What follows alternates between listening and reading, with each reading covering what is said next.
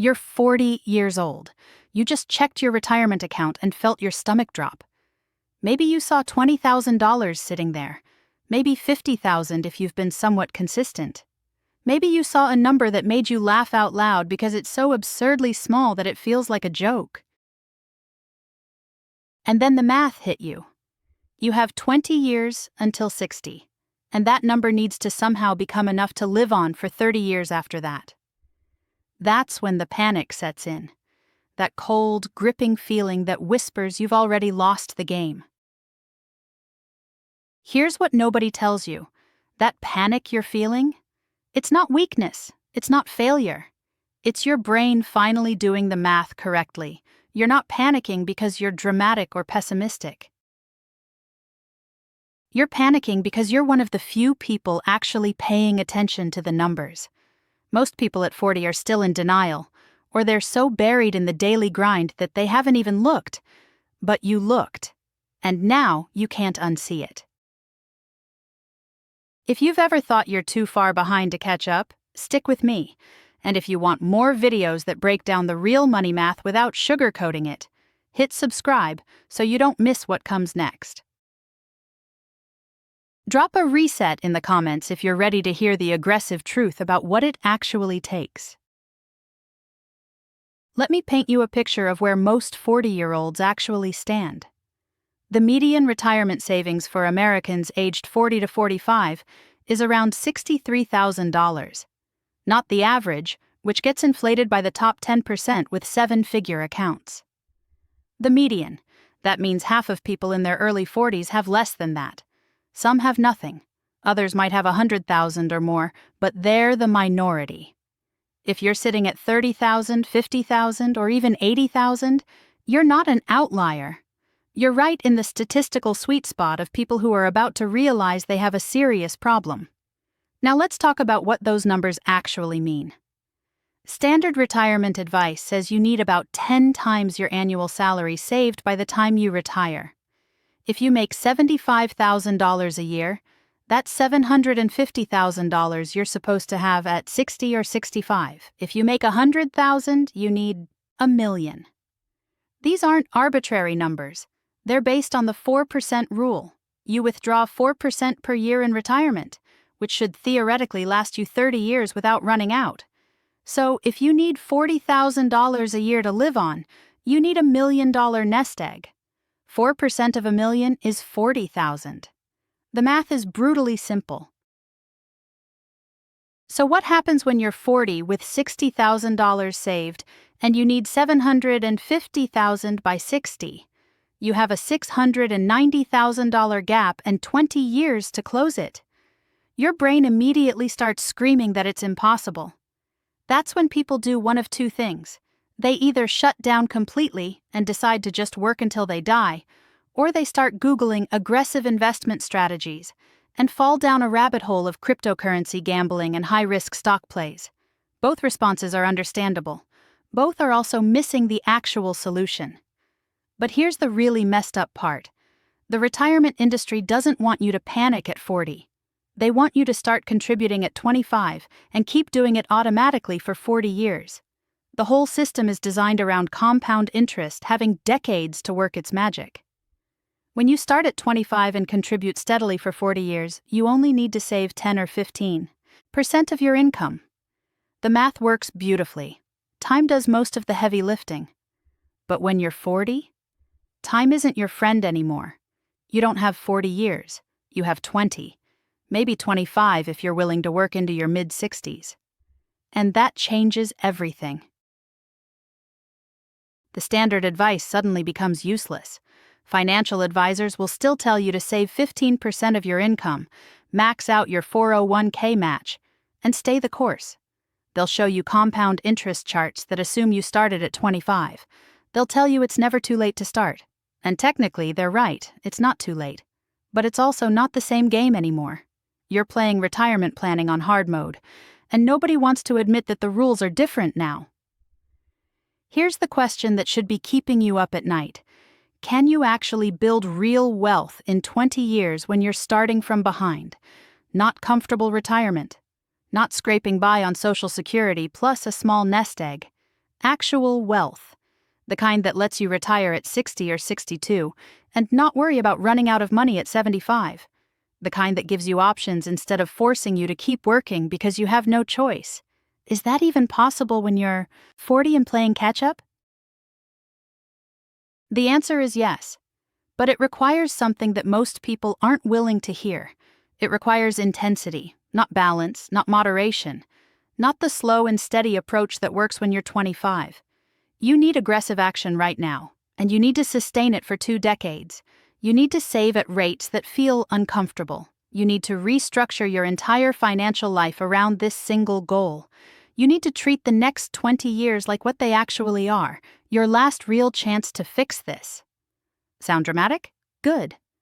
Because the alternative is working into your 70s, watching your health decline while you're still clocking in, and hoping your kids will help you out when things get tight. That's not a retirement plan. That's a slow-motion disaster you can see coming but are choosing not to prevent. The panic you're feeling right now is your survival instinct trying to wake you up before it's too late. So yes, the 40-year-old panic is real. It's rational. It's based on actual math and actual timelines. But here's what I'm going to show you in the next chapters. Exactly how the 20-year runway actually works, what aggressive savings rates look like in practice, why your brain fights against the changes you need to make, and most importantly, the specific numbers you need to hit to make this work. No motivational speeches, no vague advice about living below your means. Just the real math, the real trade-offs, and the real plan for people who woke up at 40 and realized they need to reset everything. The question isn't whether you should panic. You should. The question is whether you're going to let that panic paralyze you or fuel you. Let's talk about compound interest, but not the way you've heard it before. You've probably seen those charts showing how a 25-year-old who saves $500 a month ends up with over $1 million by 65. Beautiful exponential curves, numbers that double and triple and quadruple. And then you compare that to your situation at 40 and think, well, I'm screwed. But here's what those charts don't show you. Compound interest doesn't just work on 40-year timelines. It also works on 20-year timelines. It just works differently. When you have 40 years, compound interest is your best friend. You contribute relatively small amounts, and time does most of the work. The interest compounds on itself year after year, decade after decade, and the last 10 years produce more growth than the first 30 combined. That's the magic everyone talks about. But when you only have 20 years? The math flips. Time isn't doing the heavy lifting anymore. You are. Your contributions become the dominant factor, not the compounding. The interest still matters, but it's playing a supporting role instead of the starring role. Here's the brutal honesty first. You missed something massive by starting late. If you had started at 25 and contributed $500 a month for 40 years at an average 7% annual return, you'd have around $1.2 million at 65. But you didn't start at 25. You're starting at 40. If you contribute that same $500 a month for 20 years, you'll end up with around $250,000. That's a difference of almost $1 million. That's what starting late costs you. That's the price of lost time, and there's no hack or strategy that gives it back. But now let me show you what you can still do. Because this is where the surprising power of aggressive contributions comes in. Let's say instead of $500 a month, you contribute $1,500 a month. Same 20 years. Same 7% return. You end up with around $760,000. Not $1.2 million like the person who started at 25, but 3 times what you'd get at $500 per month. You just tripled your outcome by tripling your contribution rate. The compound interest is the same, but you're feeding the machine more aggressively. Now let's push it further. What if you contribute $2,000 a month? That's $24,000 a year, which sounds insane if you're making $75,000. But stick with me. 20 years at 7% with 2,000 monthly contributions gets you to just over $1 million. You just crossed into 7 figures with 20 years of runway. You didn't get the 1.2 million the early starter got, but you got $1 million. And $1 million following the 4% rule gives you $40,000 a year in retirement. That's a real retirement, not a poverty retirement. Let me show you what happens at even higher contribution rates, because this is where the math gets really interesting. At $3,000 per month for 20 years at 7%, you end up with $1.5 million. At $4,000 per month, you hit $2 million. These numbers sound impossible when you first hear them, but they're not theoretical. They're just math. The question isn't whether the math works. The question is whether you can actually contribute at those rates while still living your life. Here's the comparison that makes this clear. Someone who starts at 25 needs to save roughly 15% of their income over 40 years to retire comfortably. If they make $75,000, that's $11,250 per year, or about $938 per month. Totally manageable. But someone starting at 40 making the same $75,000 needs to save 32% of their income to reach the same outcome in 20 years. That's $2,000 per month. Same destination. Wildly different effort required. This is what I mean when I say time isn't your friend anymore. You're not getting the free lunch that compound interest provides over 4 decades. You're having to brute force your way to the same place through sheer contribution volume. It's like trying to fill a swimming pool. The person who started at 25 gets to use a garden hose running for 40 years. You're trying to fill the same pool in half the time, so you need a fire hose. Both get the pool filled. One just requires more pressure and flow rate. But here's the part that actually gives me hope about your situation. 20 years is still long enough for compound interest to matter. It's not just contributions. Let's break down what happens in a typical 20-year journey starting at 40. In year 1 through 5, almost all your growth comes from contributions. The interest is minimal because your balance is still small. In year 6 through 12, you start seeing meaningful compound growth. Your balance has built up enough that the 7% annual returns start producing real dollars. In year 13 through 20, the compounding accelerates dramatically. You're earning 5-figure returns per year just from market growth, even though you're still contributing the same amount monthly. This is why giving up at 40 is such a tragedy. Yes, you missed the exponential magic of starting at 25, but you still get a compressed version of that magic in years 15 through 20 if you can just get there. The person who throws up their hands and says it's too late never gets to see their money start working for them. They stay stuck in the contribution-only phase forever. But the person who commits to aggressive contributions for 20 years gets to experience their account balance jumping by $50,000, then $80,000, then $100,000 in a single year toward the end. That's compound interest showing up late to the party but still bringing a gift. So can you really build wealth in 20 years? Yes. Will it require the same sacrifice as someone who started at 25? No, it requires more. Will you end up with the same outcome? Maybe not exactly the same, but close enough that you can actually retire with dignity instead of working until you physically can't anymore. The 20-year runway works. The math is sound. The question is whether you're willing to do what the math requires. Here's a dirty secret about retirement advice. Almost everything you've heard is designed for people who started in their 20s. The 10 to 15% savings rate everyone recommends? That's for someone with 40 years of compound interest ahead of them. The advice to max out your 401k. Great if you started at 25. The gentle encouragement to increase your savings by 1% per year? That's for people who have time to ease into it. None of that applies to you anymore. You're 40. The standard playbook doesn't work, and the financial advice industry doesn't want to admit that. Let me show you what savings rates actually need to look like when you're starting at 40.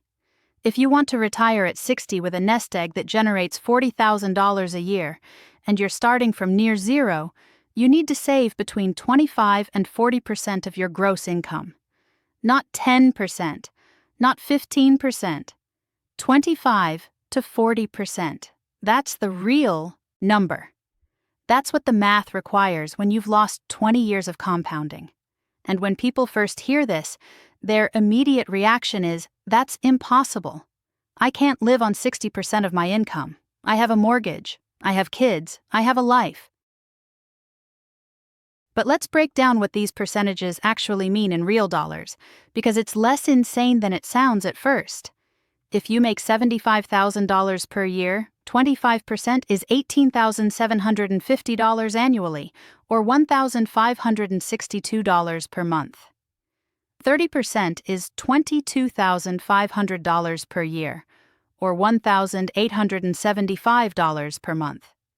40% is $30,000 per year, or $2,500 per month. These are aggressive numbers, they're uncomfortable numbers, but they're not fantasy numbers. People actually save at these rates. They just don't do it by accident. Now let's talk about why this feels impossible when you first consider it. You're 40 years old, which means you've been earning real money for probably 15 to 20 years. During that time, you've built a lifestyle that consumes most of your income. You have a house payment or rent, that's probably 30 to 35% of your take-home. You have car payments, insurance, utilities, groceries, eating out, entertainment, subscriptions, kids' activities, vacations. All of it expanded gradually over the years to fill whatever income you made. This is called lifestyle inflation, and it's why saving 25% feels impossible. Your current spending already consumes 85 to 90% of your income. Here's the lifestyle math nobody explains clearly. Let's say you make $75,000 gross.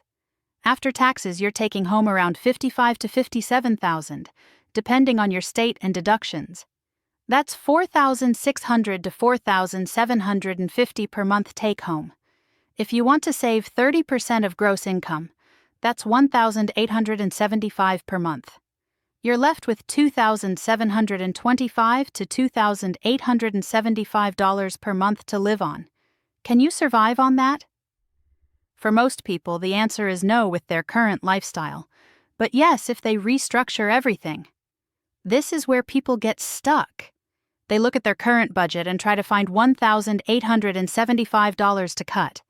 They see the mortgage at $1,500, the car payments at $500, the groceries at $600, the utilities at $200, and they realize there's nothing to cut without fundamentally changing their life. And that's exactly the point. You can't save at aggressive rates without restructuring your entire financial life. You can't nickel and dime your way to 30% savings. You need structural changes, not cosmetic ones. But here's what makes these rates achievable. You don't have to do it forever. You have to do it for 20 years. 20 years of intensity. 20 years of living below your means in ways that feel uncomfortable. 20 years of saying no to upgrades, no to lifestyle expansion, no to keeping up with your peers who are still pretending they can coast to retirement on autopilot. 2 decades sounds like a long time. But it's not forever. It's a phase. A necessary, uncomfortable, wealth-building phase that gives you 30 years of comfortable retirement on the other side. Let me give you a framework for thinking about these percentages. At 25% savings rate starting at 40, you'll probably end up with around $600,000 to $700,000 by 60, if you're consistent and see average returns. That's survivable, but tight. At 30%, you're looking at $800,000 to $900,000. That's comfortable. At 35%, you push past $1 million. At 40%, you're building real wealth, somewhere between 1.2 and 1.4 million.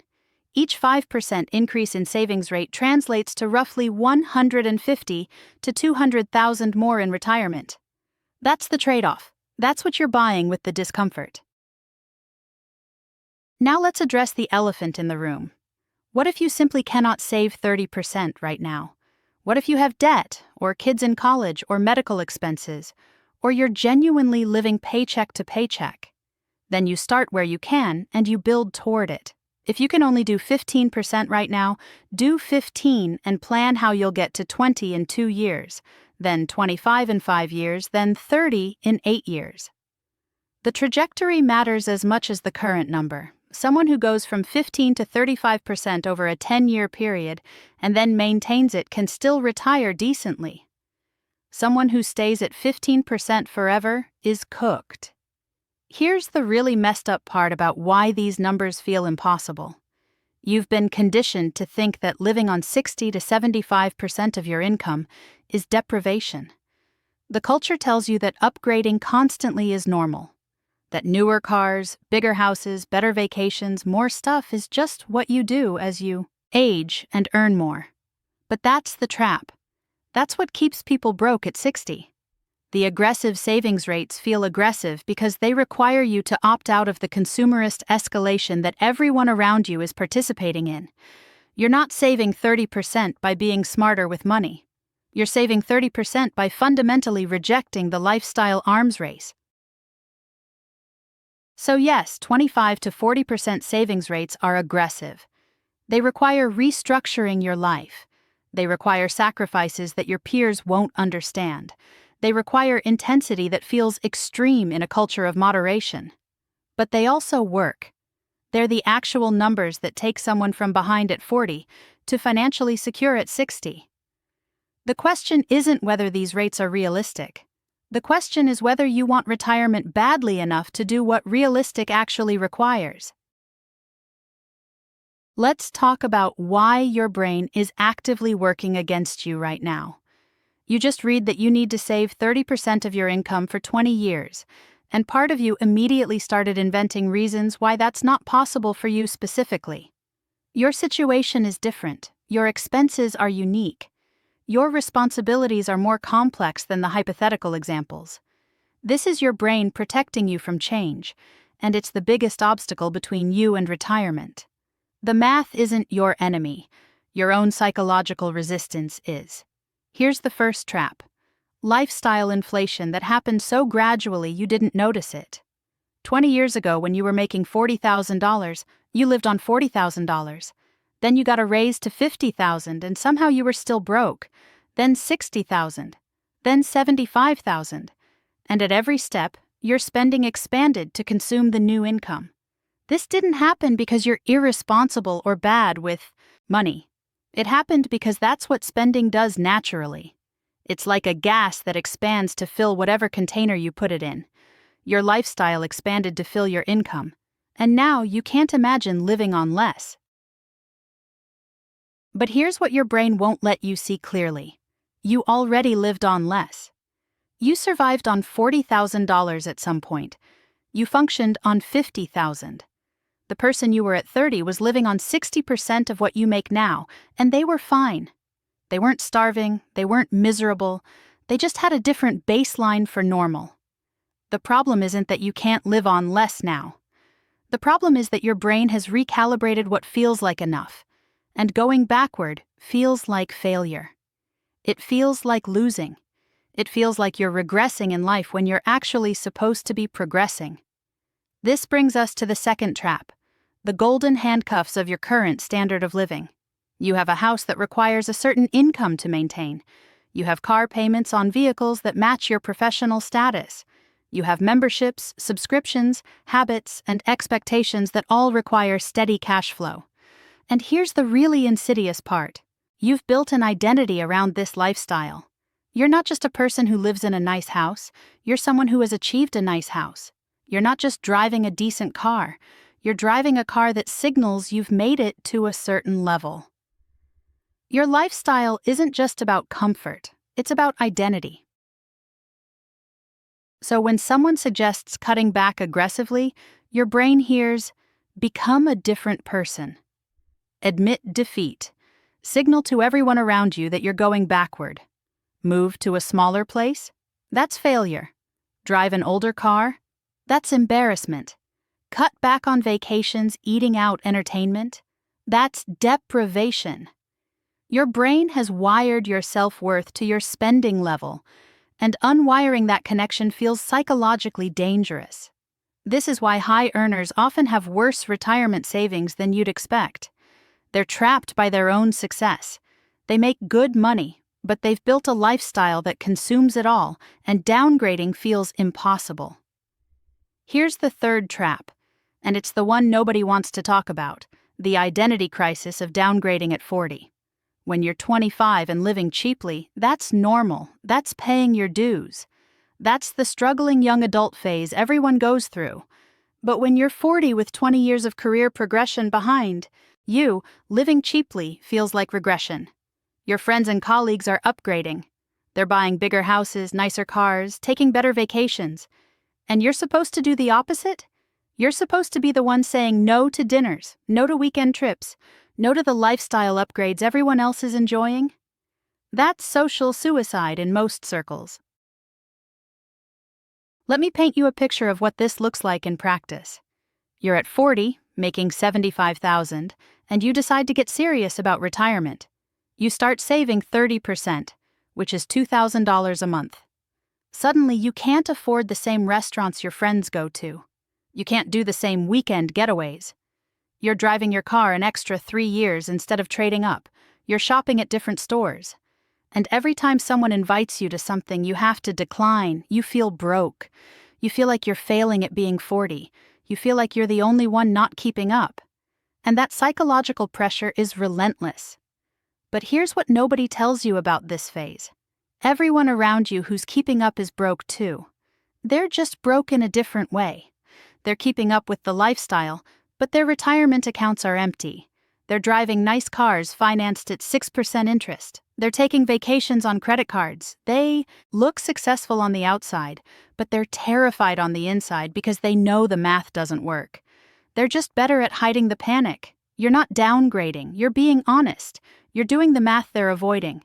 And that honesty requires a level of psychological strength most people don't have. The fourth trap is the sunk cost fallacy applied to lifestyle. You've spent 20 years building up to this standard of living. You worked hard for the house, the cars, the lifestyle, and now you're supposed to just give it up. That feels like wasting all that effort. It feels like admitting those 20 years were spent wrong. Your brain desperately wants to believe that if you just keep going, if you just work a little harder, if you just get one more raise, you can maintain the lifestyle and save for retirement. But the math doesn't support that. The math says you need to restructure now, and every year you delay makes it harder. Here's what makes these psychological traps so powerful. They're all reinforcing each other. The lifestyle inflation makes you feel like you need more money. The golden handcuffs make you afraid to change. The identity crisis makes you ashamed to downgrade. The sunk cost fallacy makes you reluctant to admit you need a reset. And all of this happens unconsciously. You're not sitting there thinking about psychological traps. You're just feeling like aggressive saving is impossible for reasons you can't quite articulate. That's your brain running its protection programs. So, how do you break free? First, you name it. You recognize that your resistance isn't based on actual impossibility. It's based on psychological discomfort. Second, you reframe the narrative. You're not downgrading. You're redirecting resources from consumption to future freedom. You're not failing at being 40. You're succeeding at a different game than your peers are playing. And third, you find people playing the same game. Because trying to save aggressively while surrounded by people who are spending aggressively is psychological torture. You need a reference group that reinforces the behavior you're trying to adopt, not one that makes you feel like an outlier for being responsible. Let's stop talking in abstractions and get brutally concrete about what aggressive saving actually looks like in real life. Because here's what happens when most people hear they need to save 30% of their income. They imagine some vague notion of being more careful with money, cutting back on lattes, canceling a few subscriptions, and somehow it all works out. That's not intensity, that's cosmetic budgeting. Real intensity looks completely different, and most people aren't prepared for what it actually requires. Let me show you what I mean with a real scenario. Meet Sarah. She's 42, makes $80,000 a year, has $60,000 in retirement savings, and just realized she's in trouble. After taxes, she's taking home about $58,000 or $4,800 per month. To save 30% of gross income, she needs to put away $2,000 per month. That leaves her $2,800 to live on. Here's what her old budget looked like: $2,000 for mortgage, $500 for 2 car payments, $400 for groceries, $300 for utilities and phone, $200 for insurance, $300 for eating out and entertainment, $400 for miscellaneous expenses. Total $4,100. She was already spending $300 more than she took home, using credit cards to bridge the gap. Now here's what intensity looks like for Sarah. She can't touch the mortgage easily in the short term, so that stays at $2,000. But those 2 car payments? She sells both cars, buys one reliable used car for cash using some emergency fund money. Car payments gone. That's $500 freed up. She cuts eating out from $300 to $75, cooking almost everything at home. That's $225 back. She eliminates cable, drops to a cheaper phone plan, and cuts subscriptions. That's another $100. She shops groceries more strategically, cuts the budget from $400 to $300. That's $100 more. She eliminates the miscellaneous category entirely by not buying anything non-essential. $400 saved. Let's add that up. 500 plus 225 plus 100 plus 100 plus 400 equals $1,325 in cuts. Combined with her reduced spending in other areas, she's now living on $2,800 per month and saving $2,000. It worked. The math closed. But notice what she gave up: 2 newer cars for 1 older car, almost all restaurant meals, all entertainment spending, all spontaneous purchases, every subscription service. This isn't deprivation in the sense of not having food or shelter, but it's deprivation in the sense of eliminating every single thing that feels like fun or freedom or reward for working hard. That's what intensity actually looks like. Now let me show you someone who went even harder. Mike is 45, makes $95,000, has $80,000 saved, and decided he wanted to save 40%. That's $3,167 per month, leaving him with $3,800 to live on from his $69,000 take-home. He did something more extreme. He moved. He was renting a 2-bedroom apartment for $2,200 per month in a nice area. He moved to a 1-bedroom in a less desirable neighborhood for $1,300. That single decision freed up $900 per month. Then he sold his car entirely and started using public transit and a bike. That eliminated a $400 payment plus $150 in insurance and gas. Another $550 per month. With those 2 structural changes alone, Mike freed up $1,450 per month. Add in the same aggressive cuts to food, entertainment, and miscellaneous spending that Sarah made, and he's saving over $3,000 per month. But notice what he traded. His living situation got significantly worse. His commute became more difficult. His daily life became less convenient, and he eliminated almost all discretionary spending.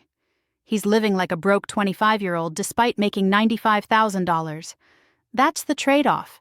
That's what 40% savings intensity demands. He's buying his 60s with his 40s. Here's what these examples reveal. There's a difference between cosmetic cuts and structural redesign.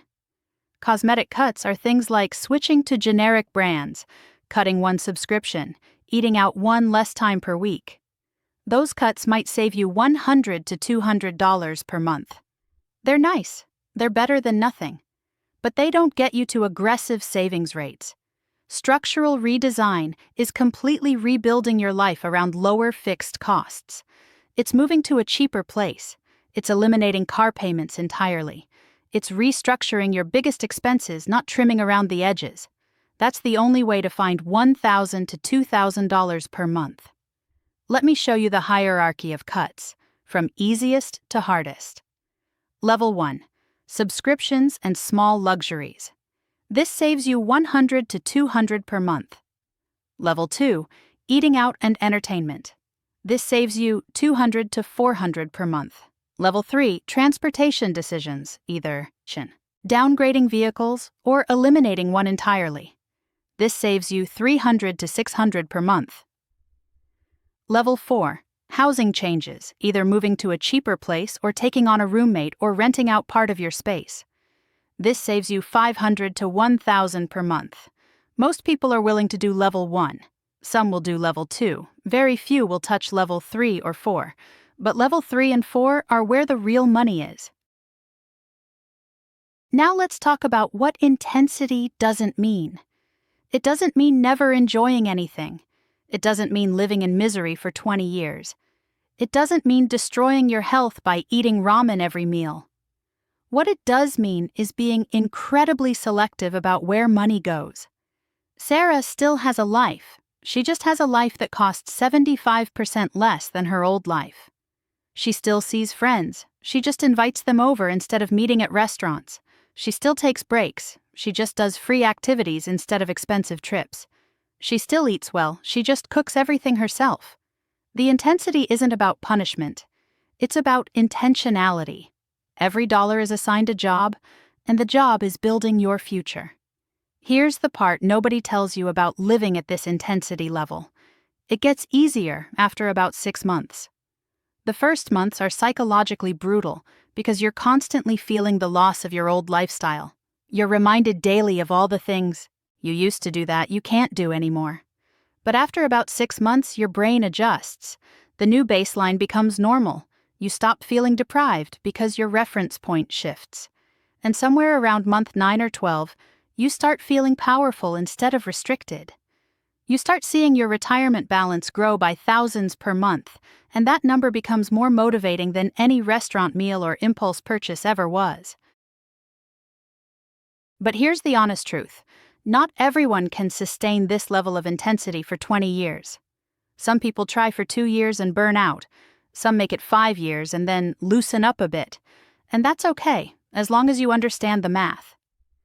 If you do extreme intensity for 5 years, then moderate intensity for 15, you'll still end up in a much better place than if you never tried at all.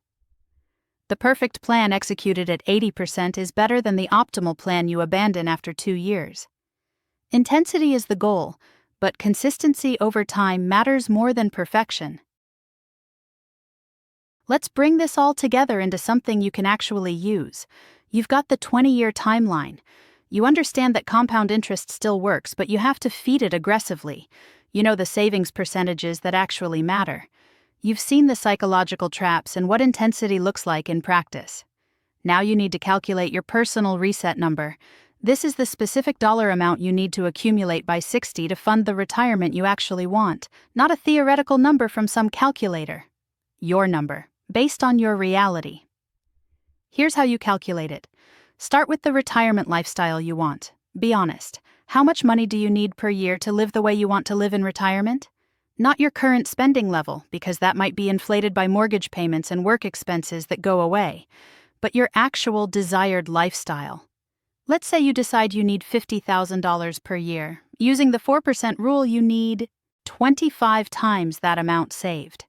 50,000 times 25 equals $1,250,000. That's your reset number. That's what needs to be in your account at 60 for you to safely withdraw $50,000 per year without running out of money. Now take your current age and subtract it from 60. If you're 42, you have 18 years. If you're 39, you have 21 years. If you're 45, you have 15 years. This is your runway. This is how long compound interest has to work for you. Next, take your current retirement savings. Let's say you have $65,000. Now you need to figure out 2 things. How much will that $65,000 grow to on its own? And how much do you need to contribute monthly to reach your reset number by 60? Here's the math for someone who's 42 with $65,000 saved and needs $1,250,000 by 60. Assuming 7% average annual returns, that $65,000 will grow to about $230,000 over 18 years without any additional contributions. That's compound interest doing its thing. But you need $1,250,000, so you have a gap of $1,020,000. To accumulate $1,020,000 over 18 years at 7%, you need to contribute about $3,000 per month. That's $36,000 per year. If you make $90,000, that's 40% of your gross income. That's your personal intensity requirement. Notice what just happened. We went from vague anxiety about retirement to specific actionable numbers. You're not just scared anymore. You have a target. $3,000 per month for 18 years gets you to your reset number. Now the question becomes, can you restructure your life to save $3,000 per month? If you're making $90,000, taking home around $65,000 and spending all of it, you need to cut spending by $3,000 per month. That means living on $3,800 per month instead of $5,400. That's the structural redesign we talked about in the previous chapter. That's moving to a cheaper place, eliminating car payments, cutting all discretionary spending. It's possible. It's just uncomfortable. But what if you can't hit $3,000 per month right now? Then you adjust the equation. Let's say you can realistically save $2,000 per month with aggressive lifestyle changes. Over 18 years at 7%, $2,000 per month grows to about $670,000. Add the $230,000 your existing savings will become, and you end up with $900,000 at 60. That's not your original reset number of $1,250,000, but it's still substantial. $900,000 following the 4% rule gives you $36,000 per year in retirement. You can live on that. It's not lavish, but it's dignified. It's real retirement, not poverty retirement. This is the framework. Desired lifestyle determines reset number. Current savings and timeline determine how much grows automatically. The gap determines required monthly contributions. Monthly contributions determine required savings rate. Savings rate determines lifestyle restructuring intensity. It's all connected. You can adjust any variable, but you have to accept the consequences. Want a more expensive retirement lifestyle? Your reset number goes up and required contributions go up. Can't save as aggressively? Your timeline extends or your retirement lifestyle comes down. There's no free lunch. Every choice has a mathematical consequence. Now let's talk about the variables you can actually control. You can't control market returns. 7% is a reasonable long-term average, but you might get 9% or you might get 5%. You can't control inflation, which will affect how far your money goes in retirement. You can't control your health or unexpected life events. But you can control 3 things: how much you save, how long you work, and what lifestyle you're willing to accept in retirement. Those 3 variables are your levers. When the math doesn't work, you pull one or more of those levers. Here's what pulling each lever looks like. Lever 1. Increase savings rate. If you can't hit your number saving 30%, can you hit it saving 35 or 40%? That requires more lifestyle sacrifice now. Lever 2. Extend your timeline. If you can't accumulate enough by 60, can you work until 62 or 65? Every additional year of contributions plus compound growth makes a massive difference. 3 extra years can be worth $200,000 or more. Lever 3. Reduce retirement spending expectations. If you can't accumulate $1,250,000, can you live on what $900,000 provides? That's $40,000 per year instead of $50,000. These are the only levers that exist. You pick which ones you're willing to pull. Let me be brutally honest about what this all means. If you're 40 and panicking about retirement, you should be panicking. The standard advice doesn't apply to you. The easy path is gone. You missed it by starting late, and that has real consequences. But panic without action is just anxiety. Panic that converts into aggressive behavior is fuel. You have enough time to build real wealth if you're willing to treat this like the emergency it is. 20 years of intensity can still get you to $1 million or more. That's enough. That's real retirement. But only if you start now and sustain it. Here's the final truth. This isn't a nice to have. This isn't something you'll get to eventually. This is the urgent priority of your entire 40s and 50s. Everything else in your financial life is secondary. New cars? No. Bigger house? No. Expensive vacations? No. Keeping up with peers? No. Every dollar that doesn't go to essentials needs to go to your reset number. That's what urgent means. That's what treating retirement like a crisis actually looks like. Most people won't do it. They'll read this, feel motivated for a week, maybe increase their 401k contribution by 2%, and then drift back to old patterns. But you're not most people because you did the math. You calculated your reset number. You saw the gap. You felt the panic. Now the question is whether you're going to let that panic paralyze you, or whether you're going to use it as fuel for 20 years of focused intensity. Your 40s are gone either way. The only question is whether your 60s will be freedom or desperation. Calculate your number. Build your plan. Start today.